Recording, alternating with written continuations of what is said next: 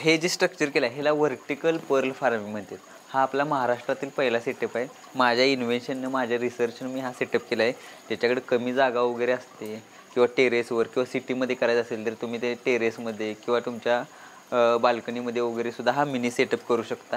ह्याच्यातून आपल्याला मोती उत्पन्न मिळू शकतं. हा व्हर्टिकल पर्ल फार्मिंग आहे.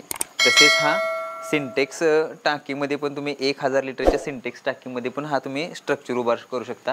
ह्याच्यामध्ये एक 300 शिंपले बसले जातात आपले. तर सुरुवातीला जर करून बघायचं असेल, आपल्याला सगळं सेट होते का, जुळते का, जमते का, तर तुम्ही मिनी सेटअप लावून आधी बघू शकता. नंतर तुम्हाला सगळं ओके सेट व्हायला आलं तर त्यावेळेस तुम्ही बिग सेटअप म्हणजे मोठा सेटअप तुम्ही नंतर लावू शकता.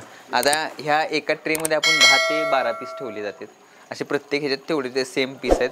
आणि ह्याच्यात कसं होतं, पाणी सर्क्युलेट होतं म्हणजे ऑक्सिजन लेवल मेंटेन राहते. आणि दुसरं म्हणजे ज्यावेळेस पाणी आउटलेट का असे वॉल ऑन केले की पाणी सगळं आउटलेट होतं, नवीन आपण पाणी यात भरलं जाते ह्याच्यामध्ये.